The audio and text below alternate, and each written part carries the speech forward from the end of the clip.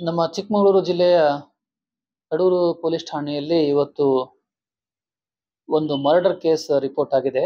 Under crime number 159/25 under section 103 subsection 1 and 238 of BNS act, ಅಂದ್ರೆ ಮುಂಚೆದು 302 ಮತ್ತೆ 201 IPC ಆ ಅಡಿಯಲ್ಲಿ ಇವತ್ತು ಒಂದು ಮರ್ಡರ್ ಕೇಸ್ ಅನ್ನ ನಾವು ದಾಖಲಿಸಿಕೊಂಡಿದ್ದೀವಿ.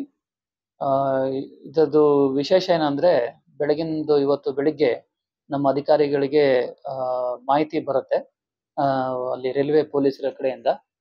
ಅಲ್ಲಿ ಒಂದು ರೈಲ್ವೆ ಟ್ರ್ಯಾಕ್ ಇಂದ ಒಂದು 300 ರಿಂದ 400 ಮೀಟರ್ ದೂರದಲ್ಲಿ ನಮ್ದು ಕಡೂರು ಮಂಗಳೂರು ರೋಡ್ ಏನದು ನ್ಯಾಷನಲ್ ಹೈವೇ 173 ಇದೆ, ಅದ್ರ ಪಕ್ಕ ಈ ಕಸ ಮತ್ತೆ ಬೇರೆ ಎಲ್ಲ ವೇಸ್ಟ್ ಪದಾರ್ಥಗಳನ್ನ ಸುಡ್ತಕ್ಕಂಥದ್ದು ಒಂದ್ 2-3 ಪ್ಲೇಸಸ್ ಇದೆ.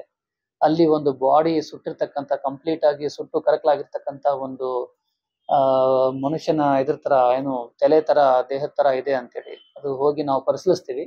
ಅವಾಗ ಅದು ಹಾಫ್ ಬಾಡಿ ಇದೆ ಮತ್ತೆ ಅದು ಪೂರ್ತಿ ಬರ್ನ್ ಆಗಿಬಿಟ್ಟಿದೆ, ಫುಲ್ ಕರಕಲಾಗಿಬಿಟ್ಟಿದೆ. ಸೊ ಅದ್ರ ಬಗ್ಗೆ ನಾವು ವಿಚಾರಿಸಲಾಗಿ ಅದಾದ್ಮೇಲೆ ನಿನ್ನೆ ನೈಟು ಸುಮಾರು ಒಂದು 8 ರಿಂದ 9 ಗಂಟೆ ಮಧ್ಯದಲ್ಲಿ ಅಲ್ಲಿಂದ ಒಂದು 400 ರಿಂದ 500 ಮೀಟರ್ ದೂರದಲ್ಲಿ ಇರ್ತಕ್ಕಂಥ ರೈಲ್ವೆ ಟ್ರ್ಯಾಕ್ ಹತ್ರ ಒಂದು ರೆಡ್ ಲೆಗ್, ಅಂದ್ರೆ ಬಲಗಾಲು, ಒಂದು ಅರ್ಧಂಬರ್ಧ ಸುಟ್ಟಿರ್ತಕ್ಕಂಥ ಒಂದು ಬಲಗಾಲನು ಅಲ್ಲಿ ಸಿಕ್ಕಿರುತ್ತೆ. ಸೊ ಅದನ್ನ ಮತ್ತೆ ಇದನ್ನ ನಮ್ದು ಸೋಕೋ ಟೀಮ್, ಏನು ಸೀನ್ ಆಫ್ ಕ್ರೈಮ್ ಆಫೀಸರ್ಸ್ ಏನಿದ್ದಾರೆ, ಸೋಕೋ ಟೀಮು ಮತ್ತೆ ನಮ್ಮ ಫಿಂಗರ್ ಪ್ರಿಂಟು, ಡಾಗ್ ಸ್ಕ್ವಾಡ್ ಅದೆಲ್ಲ ಹೋಗಿ ವೈಜ್ಞಾನಿಕ ರೀತಿಯಲ್ಲಿ ತನಿಖೆಯನ್ನ ಕೈಗೊಳ್ಳಲಾಗಿದೆ. ತನಿಖೆಯನ್ನ ಕಡೂರು ಚಾರ್ಲಿ ರಫೀಕ್ ಅವರು ಕೈಗೊಂಡಿದ್ದಾರೆ. ಇದಕ್ಕೆ ಈ ಫಸ್ಟ್ ಅದನ್ನ ನಾವು ಬಾಡಿಯನ್ನ ಐಡೆಂಟಿಫೈ ಮಾಡಬೇಕಾಗುತ್ತೆ. ಈಗ ಐಡೆಂಟಿಫಿಕೇಶನ್ ಗೆ ನಮಗೆ ಯಾವುದೇ ರೀತಿಯ ಕುರುಹುಗಳು ಇಲ್ಲ, ಅದೆಲ್ಲ ಬಾಡಿ ಸಂಪೂರ್ಣವಾಗಿ ಸುಟ್ಟೋಗಿರೋದ್ರಿಂದ ಈಗ ಅದು ಐಡೆಂಟಿಫೈ ಮಾಡೋದು ಒಂದು ಚಾಲೆಂಜ್ ಆಗಿದೆ. ಅದೊಂದು ನಾವು ವೈಜ್ಞಾನಿಕ ರೀತಿಯಲ್ಲಿ ಐಡೆಂಟಿಫೈ ಮಾಡ್ಲಿಕ್ಕೆ ಎಲ್ಲ ರೀತಿಯ ಒಂದು ಕ್ರಮವನ್ನು ತೆಗೆದುಕೊಂಡಿದ್ದೀವಿ.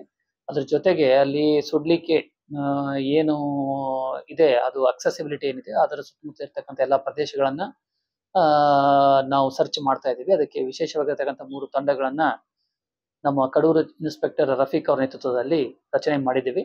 ಶೀಘ್ರದಲ್ಲೇ ಇದರಲ್ಲಿ ಕುರುಹುಗಳು ಏನೂ ಇಲ್ಲ, ಆದ್ರೂ ಸಹಿತ ಮೊದಲು ಬಾಡಿಯನ್ನು ಐಡೆಂಟಿಫೈ ಮಾಡಿ ಅದಾದ್ಮೇಲೆ ಯಾರು ಮಾಡಿದ್ದಾರೆ ಅಂತಕ್ಕಂಥದ್ರನ್ನ, ಆರೋಪಿಗಳನ್ನ ಪತ್ತೆ ಹಚ್ಚಿ ಕಾನೂನು ಕ್ರಮವನ್ನು ತೆಗೆದುಕೊಳ್ಳಲಾಗುತ್ತೆ.